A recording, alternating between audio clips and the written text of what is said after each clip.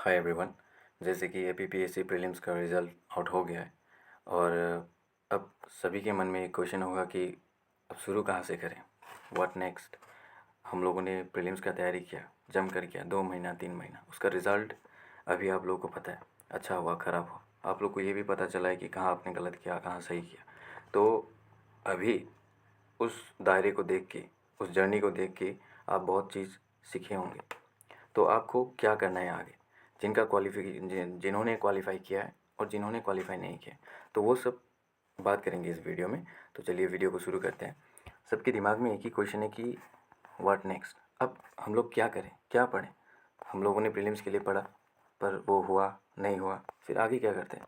तो पहले बात करते हैं जिन जिन का सिलेक्शन हुआ, जिन्होंने क्वालिफाइड किया। अब क्वालिफ़िकेशन का जश्न मनाना ठीक है, आप 1-2 दिन मना लिए, लेकिन आप ये बात का ध्यान रखिए कि अगर स्टैटिस्टिकली देखिए, अगर देखें इस चीज़ को, तो मार्च में कंडक्ट किया जाएगा मेंस को, ठीक है। तो मार्च मतलब आपके पास 70 से 80 दिन के आसपास है अभी हाथ में, आपके हाथ में। इनमें से आपको हर एक जीएस का पेपर, आपको ऑप्शनल का पेपर, आपको डेटा कलेक्शंस, आपको करंट अफेयर्स, मंथली मैगज़ीन, हर एक चीज़ करना है, हर एक चीज़ को करना है। तो इसको कैसे करेंगे, और मैं या हम लोग की जो टीम है, वो टीम क्या कैसे आप लोगों को हेल्प करेगा, उस चीज़ के बारे में डिस्कस करेंगे, ठीक है। और जिनका सिलेक्शन नहीं हुआ उसके ऊपर भी हम लोग बात करेंगे कि उन लोग को अभी कैसे आगे बढ़ना है, कौन सा अप्रोच लेना है। कि उन लोग का जो 2025 के लिए, जो नवंबर या दिसंबर में कंडक्ट किया जाएगा, उसके लिए कैसा अप्रोच होना पड़ेगा अभी से डेडिकेटली प्रिपरेशन के लिए, ठीक है। तो उसके बारे में डिस्कस करेंगे। अब बहुत सारे ऐसे एस्पिरेंट होंगे जिनका अटेम्प्ट 2 बार या 3 बार हो चुका होगा एपीपीएससी में, जिन्होंने, और बहुत लोग ऐसे भी हैं, 1-2 लोग मेरे ग्रुप में हैं जिन्होंने मेंस लिखा था जो 2020 में हुआ था, पर इस बार प्री क्लियर नहीं हुआ। तो उनका भी कुछ इस बार कुछ चुका होगा 2-3 साल में बीच में। क्या वो रिवीजन के कारण है, क्या वो इनकम्प्लीशन के कारण है, करंट अफेयर्स कवरेज नहीं होने के कारण है, ठीक है। तो वो सब चीज़ को ध्यान में रखते हुए एक इनिशिएटिव हम लोग ने लिया, ठीक है, वो सब पूरा करेंगे। और आप लोग का क्या टैक्टिकल अप्रोच होना पड़ेगा, ठीक है, आप लोग का अप्रोच कैसा होना पड़ेगा अब 2025 के लिए। तो उन सब के बारे में हम लोग इस वीडियो में बताएंगे, ठीक है। तो पहले बात करते हैं जो जो इस बार मेंस लिखने वाले हैं, जो 2025 में मेंस लिखेंगे, ठीक है। 2024 का एग्ज़ाम है, लेकिन 2025 का मार्च महीने में लिखेंगे, उनका क्या अप्रोच होना पड़ेगा, ठीक है। और एक बात मैं बता दूं, जो जो मेंस लिखेंगे इस बार, कि इंटरव्यू का जो मार्क्स है ना, वो बस आपका रैंक डिसाइड करना चाहिए। मतलब interview marks should only decide your rank, आपका सिलेक्शन नहीं। आपका सिलेक्शन जो डिसाइड करेगा ना, वो है आपका मेंस आंसर राइटिंग स्किल। क्योंकि mains is all about writing skill. आपके पास बहुत बहुत कम नॉलेज, ठीक है, एडुकेट नॉलेज है, लेकिन इस नॉलेज से भी आप क्लियर कर सकोगे। वो मैटर करेगा आप प्रेजेंटेशन कैसे कर रहे हो, आप प्रेजेंट कैसे कर रहे हो उस आंसर को, ठीक है। तो को क्या करना है, ठीक है। अब मेंस के लिए सबसे पहले नोट्स को कंसोलिडेट कीजिए। नोट को कंसोलिडेट इन द सेंस, आप जितने भी आपके मटेरियल्स थे, आपने प्रीलिम्स के लिए वही सब्जेक्ट पढ़ा है, ठीक है। अब ऐसा होता है कि प्रीलिम्स के लिए जितने भी आपने सब्जेक्ट पढ़ा, जो बेसिक पढ़े होंगे, लक्ष्मीकांत वगैरह, जो मॉडर्न हिस्ट्री के लिए वगैरह, तो ये सब बुक आपने जो पढ़ा, इनको ही अभी पढ़िए, लेकिन एक प्रिसाइज फॉर्म में पढ़िए, ज़्यादा टाइम ना लगे उसको रिवीजन के लिए, ठीक है। ऐसा बनाइए आप उसको। अब बनाने का मतलब ये नहीं कि आप नया कॉपी ले रहे हो उसमें बनाए, नहीं, वही कॉपी में जिसमें आपने बनाया, वही बुक जो आप पढ़ रहे थे उसमें ही आप बनाइए। स्टिकी नोट्स लीजिए, वहाँ लिखिए, ताकि रिवीजन के लिए जल्दी हो। प्लस आपको डेटा कलेक्शन करना है, ये ना आपका वेपन है, ठीक है। जो डेटा कलेक्शन है ना, आपको अच्छा मार्क्स दिलाने के लिए एक हथियार है, ठीक है।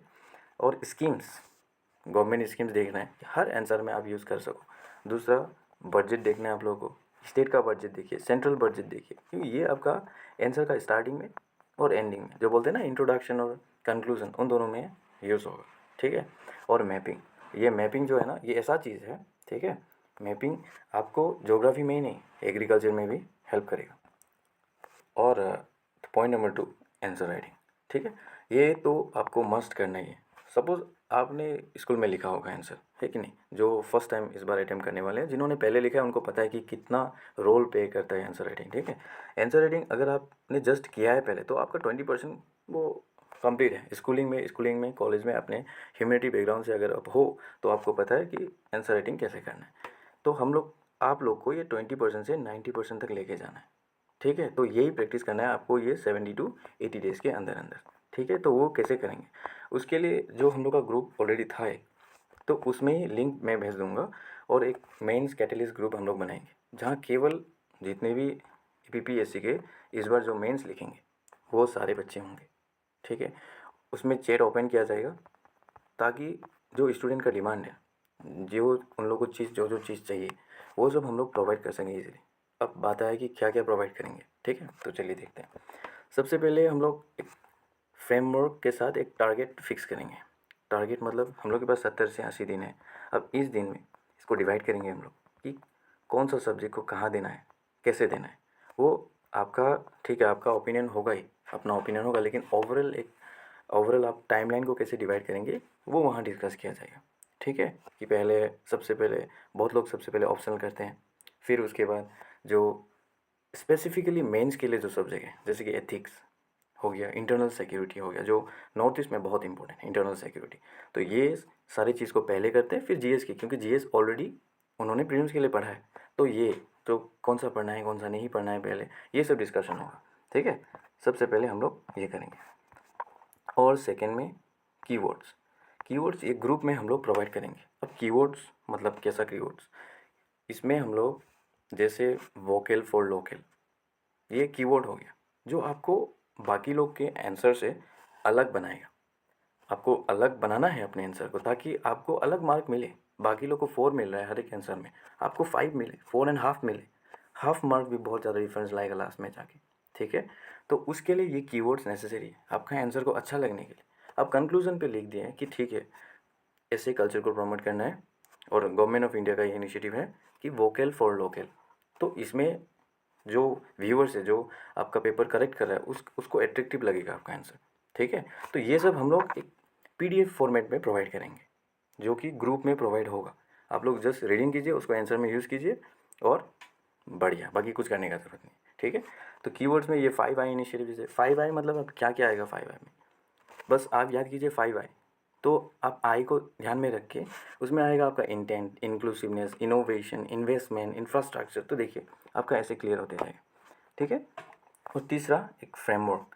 अब फ्रेमवर्क मतलब आप सभी को पता है कि इंट्रोडक्शन पहले लिखना है, फिर बॉडी, फिर कंक्लूजन, ठीक है? लेकिन बहुत लोग कंफ्यूज होते हैं कि ये बॉडी में क्या लिखें हम लोग, है कि नहीं? बॉडी में स्टार्ट कैसे करें, ठीक है? इंट्रोडक्शन हम लोग ने डेफिनेशन दे दिया, कंक्लूजन में कुछ स्कीम वगैरह वे फॉरवर्ड दे दिया, लेकिन बॉडी में क्या लिखेंगे? तो बॉडी के लिए ये है आपके लिए कुछ न्यूमोनिक्स, जैसे आप याद करोगे, ऐसे बहुत सारे न्यूमोनिक्स है जो कि हम लोग प्रोवाइड करेंगे, ठीक? अब ये देखिए, जैसे पेस्टल में से, पी में से पॉलिटिकल एस्पेक्ट, एक डायमेंशन है ना। जब आंसर लिखते वक्त आप लिखोगे कि ठीक है, कुछ भी पूछ रहा है, आप लिखोगे पॉलिटिकल या लिखो पॉलिटिकल, फिर इसको अंडरलाइन करोगे और यहाँ लिखोगे आप कि पॉलिटिकल के बारे में क्या है, कि हाँ आर्टिकल ये बताता है, ठीक है? तो फिर दूसरा, फिर ई, पेस्टल का ई से एनवायरनमेंट, फिर दूसरा ई से इकोनॉमिक, एस से सोसाइटल एस्पेक्ट, टी से टेक्नोलॉजिकल एस्पेक्ट। तो ऐसे आपको उस जो 3 आवर्स होता है आंसर राइटिंग का, उसमें आपको समय नहीं मिलेगा सोचने के लिए। तो आपके पास पेस्टल है, आप हाथ में लिखिए, कहीं भी लिखिए पेस्टल, फिर एक एक डायमेंशन को मेंशन कीजिए, बस आपका बॉडी, आंसर राइटिंग का जो बॉडी है वो कंप्लीट। तो ये सब आप लोग को गाइड किया जाएगा इस ग्रुप में, ठीक है? एमसीसी ग्रुप में, ये जो डेडिकेटेड बस उसी के लिए, बाकी स्टेट के लिए नहीं है, Arunachal Pradesh public service commission के लिए। चौथा चीज़ जो हम लोग कराएंगे ग्रुप में, वो है आंसर इवालुएशन। अब बहुत लोग हैं जिन्होंने कोचिंग ज्वाइन किया है, तो वो लोग वहाँ से इवैल्यूएट कर सकेंगे, ठीक है? लेकिन कोचिंग में क्या होता है कि पीवाईक्यू नहीं कराते, ठीक है? पीवाईक्यू से पीवाईक्यू क्वेश्चन हम लोग हर रोज़ एक क्वेश्चन प्रोवाइड करेंगे, और वहाँ से उसका इवैल्यूएशन किया जाएगा, और इवैल्यूएशन कुछ सिलेक्टेड मेंबर्स करेंगे, ठीक है? वो सिलेक्टेड मेंबर्स ऑफिसर्स हैं जो कि अभी सर्विस में, तो वो लोग सिलेक्ट करेंगे। वो लोग आपको ना ही सिलेक्शन, और दूसरा इंपॉर्टेंट बात कि वो लोग आपको फ्री मेंटरिंग प्रोवाइड करेंगे, ठीक है? फ्री मेंटरिंग मतलब नॉट ओनली इन मैसेज, आपको आप पर्सनली 1 to 1 कम्युनिकेशन के साथ बात कर सकते हो। आपको क्या प्रॉब्लम फेस हो रहा है, आप क्या कर नहीं पा रहे हो, वो पर्सनल मेंटरिंग आपको दिया जाएगा, ठीक है? फिर 3 महीने के लिए आपको एक proper road map, value addition जैसे कि मैंने कहा वो सब कीवर्ड्स वगैरह, स्ट्रैटेजी बताया जाएगा आंसर राइटिंग के लिए, इवैल्यूएशन वो सिलेक्टेड पीपल्स करेंगे जो आपको फ्री मेंटरिंग भी प्रोवाइड करेंगे। और इसके साथ साथ, ठीक है, इसके साथ साथ आप लोगों को टॉपर्स का इंसाइट्स, मतलब टॉपर्स के जितने भी कॉपी हैं, जो वो लोग कैसे लिखते हैं, उनका हर एक आंसर में डायग्राम कितना होता है, ठीक है, 10 मार्कर के लिए कितना लिखे, 15 मार्कर के लिए कितना लिखे, और जो क्वेश्चन आप लोग को आता नहीं है तो उस पर भी बना चढ़ा के कैसे थोड़ा लिखें। तो ये सब के बारे में डिटेलली डिस्कस किया जाएगा ये ग्रुप में, ठीक है, विद स्टूडेंट्स सबके साथ, ठीक है, स्टूडेंट्स और टीचर का मिलोगे। तो ये है अपना इनिशिएटिव जो मेंस कैटलिस्ट ग्रुप है, ठीक है। ये जो ऑलरेडी एग्जिस्टिंग ग्रुप है उसके अंदर ही लिंक प्रोवाइड किया जाएगा जहाँ से आप लोग ज्वाइन कर सकते हो जिन लोगों का प्रीलिम्स क्लियर हुआ है। ये ग्रुप में आप लोग जुड़ जाएंगे ना तो एक क्या रहेगा, एक फोकस एनवायरनमेंट आपको मिलेगा, आप भटकते नहीं रहोगे। अब बहुत सारे लोग ऐसे हैं जो दिल्ली में बैठ के प्रिपरेशन कर रहे हैं अरुणाचल प्रदेश के लिए, आप घर में बैठ के प्रिपेयर कर रहे हो, ठीक है। तो आपको एक ग्रुप चाहिए, डेडिकेटेड ग्रुप, जहाँ से आपको पता चले कि हाँ बाकी लोग भी पढ़ाई कर रहे हैं तो मुझे भी करना है। उसके लिए ये ग्रुप में आप ऐड होने से क्या मिलेगा, एक एनवायरनमेंट मिलेगा जहाँ सब लोग प्रिपरेशन कर रहे हैं आप जैसे। हर दिन आपको एक बोलते हैं ना वो माहौल चाहिए, वो पढ़ाई का माहौल आपको मिलेगा, ठीक है। तो उसी के लिए है ये ग्रुप। और अब बात करते हैं जिनका प्रीलिम्स क्वालिफाइड नहीं हुआ, ठीक है, तो उनको क्या करना है। देखिए पहली बात तो ये बताओ ना, ये मैं बताना चाहता हूँ कि जितने लोगों ने प्रीलिम्स दिया था और जिनका क्लियर नहीं हुआ, उन्होंने ऐसा नहीं कि मेहनत मेहनत नहीं किया, आप लोगों ने देखिए मेहनत किया है, ठीक है, मेहनत किया है फिर भी फल नहीं आया। और ये बात आप समझ लीजिए कि अगर मेहनत करने से ही रिजल्ट आ जाता ना तो अभी तक सब लोग ऑफिसर्स बन के बैठे हुए थे। नहीं है, क्यों? क्योंकि एक लक फैक्टर करता है, आप मेहनत करते जाइए, एक बार में होगा ये नहीं, ये कहीं नहीं लिखा है, बस एक्सेप्शनल केस होता है जिनका एक बार में फर्स्ट अटेम्प्ट में क्लियर होता है, ठीक है। हम लोग को निरंतर प्रयास करते रहना है, ओके। तो उनको क्या करना चाहिए अभी, ठीक है, उनके लिए भी उनके लिए भी ये वीडियो है, ठीक है। तो पहले तो आप थोड़े दिन आराम कीजिए, अपने घर वालों के साथ, अपने पसंदीदा लोगों के साथ आप घुल मिलिए, दोस्त लोगों के साथ मिलिए, ताकि माइंड एक ब्रॉडन हो जाए। आप ऐसा फील ना करो कि मैं पढ़ने के बाद भी ऐसा हूँ वैसा हूँ। दोस्त लोग का बात मानिए, जो माँ पापा बता रहे हैं आप लोग का, उनका बात को मानिए, ठीक है, मोटिवेटेड रहिए। थोड़ा टाइम तक रेस करके आपको करना है बाउंस बैक, ठीक है। आपको फिर से पढ़ाई में लग जाना है, उसी सर्कल पे आपको घुस जाना है, ताकि जो 2025 का जो अटेम्प्ट है, जो आने वाला अटेम्प्ट है, इस पे आप हारो नहीं। इस अटेम्प्ट पे ऐसा होना चाहिए कि वो लिस्ट जो निकलता है ना, उस पे आप जब अपना रोल नंबर सर्च करोगे तो कॉन्फिडेंटली सर्च करोगे, ये होना चाहिए, ठीक है। तो उसके लिए क्या करना पड़ेगा आपको, ये एक साल जो डेडिकेटली प्रिपेयर करना पड़ेगा। आप लोगों को ये तो पता चल गया कि अरुणाचल प्रदेश में जो सिविल सर्विस परीक्षा है वो हर साल अभी आने वाला है, और जो इस बार जैसे अकाउंटेबिलिटी लिए है ना, जैसे ट्रांसपेरेंसी की है, ये हर साल होने वाला है। तो इस अपॉर्चुनिटी को हम लोग लेने के लिए क्या करना पड़ेगा, अभी से तैयारी करना पड़ेगा, ठीक है। तो आप लोगों को क्या करना है, सबसे पहले रेस करने के बाद प्लान कीजिए कि मैं क्या करूँगा। उसको प्रिपेयर कीजिए, बनाइए, 2-3 पेजेस में बनाइए कि अब बनाएंगे कैसे, वो प्लानिंग को बनाएंगे कैसे, वो आप डेली, वीकली और मंथली में उसको भाग कीजिए। पहले बनाइए मंथली में, मेरे पास इतने समय है, इतना समय में मैं इतना डिवाइड करूँगा, ठीक है। तो और ऐसा नहीं कि लोग बोलते हैं कि मुझे बहुत बार मैसेज भी आया कि सर आप, मैं ये एग्ज़ाम क्लियर करने के लिए कितने घंटे पढूँ। देखिए ये मैं जो टाइम है ना, इसके ऊपर मैं बताना चाहता हूँ, time doesn't matter, what matter is what you have kept your target for the day, okay. ये टाइम मैटर नहीं करता है, टारगेट मैटर करता है। आप टारगेट बनाइए दिन में कि सबसे पहले सुबह उठा, मैं न्यूज़पेपर देखूंगा 1.5 घंटे या 2 घंटे, फिर उसके बाद आई विल टेक ब्रेकफास्ट, फिर उसके बाद ये, फिर दूसरा चीज़ एक करूँगा, कोई भी एक सब्जेक्ट पढ़ूंगा, स्टैटिक सब्जेक्ट हो या टेस्ट लगाऊंगा, कुछ भी हो। ऐसे आपको लिखने का ज़रूरत भी नहीं है, आप बस टारगेट बनाइए, ठीक है, कि आज है, जैसे कि आज कितना है 23, हाँ 23 अक्टूबर, 23 दिसंबर को मैं क्या करूँगा, उस दिन को मैं पढ़ूँगा अपना स्टैटिक सब्जेक्ट, न्यूज़पेपर करूँगा, एक टेस्ट दूंगा और करंट अफेयर्स थोड़ा देखूँगा। तो ये आपने लिख लिया, तो जब होते जाएगा एक नोटबुक बनाइए सेपरेटली, टिक करते जाइए उसमें कि ये कंप्लीट, ये कंप्लीट। जब आप टिक करोगे ना सोने से पहले, जब जो खुशी लगेगी ना आपको, आप तब नहीं सोचोगे कि भाई एग्ज़ाम में मेरा क्या होगा, आप सोचोगे कि भाई मेरा आज का टारगेट जो है ना उसको क्लियर करना है, ठीक है। तो टाइम के पीछे मत भागिए, आप टारगेट के पीछे भागिए, ठीक है। और दूसरा बात, स्टैटिक सब्जेक्ट को ना क्लियर कीजिए। इस बार आप लोगों ने देखा होगा कितना कितना क्वेश्चंस था जो कि स्टैटिक थे, सब कोई स्टैटिक सब्जेक्ट से ही पूछे हुए थे, ठीक है। इसको क्लियर कीजिए आप, ठीक है, इसको क्लियर करना ही है आपको। और चौथा, आपके पास 1 साल है, लेकिन ऐसा नहीं कि बीच में कोई भी दूसरा एग्ज़ाम आप ना दो, ठीक है, बस अरुणाचल प्रदेश के लिए प्रिपेयर करो। जो सिलेबस है ना, जो अरुणाचल प्रदेश का सिलेबस है और जो यूपीएससी का सिलेबस है, आपको पता है वो सेम है, बस 30% जो है वो स्टेट का आता है अरुणाचल प्रदेश में।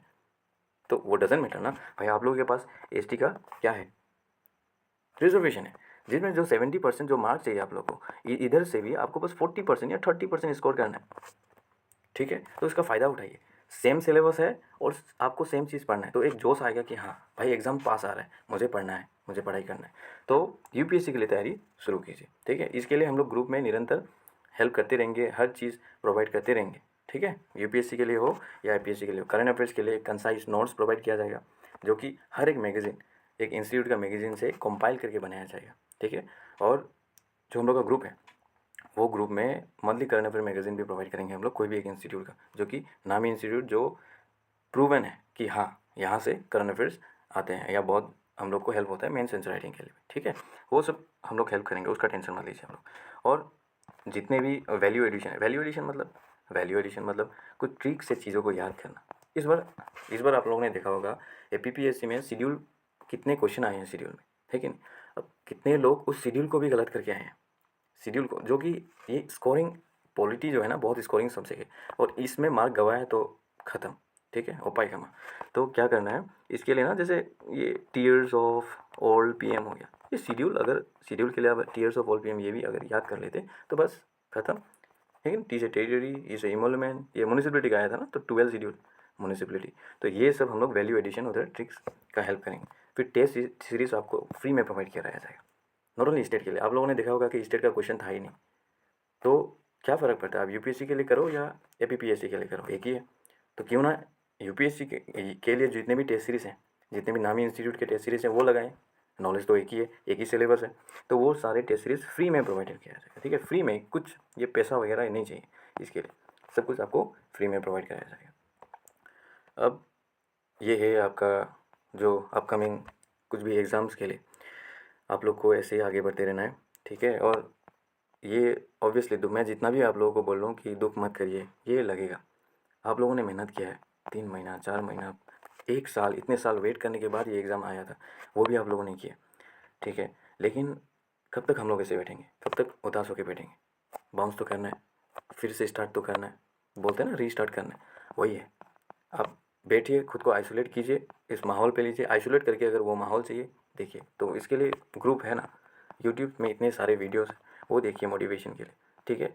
और मैं ये बात बताऊंगा कि आप ये ना जो एक स्ट्रेंथ है ना आपका, इसको बनाए रखिए एग्ज़ाम के लिए, इसको लूज़ होने मत दीजिए। एक हॉबी है जो ये एग्ज़ाम को क्लियर करने में हेल्प करता है।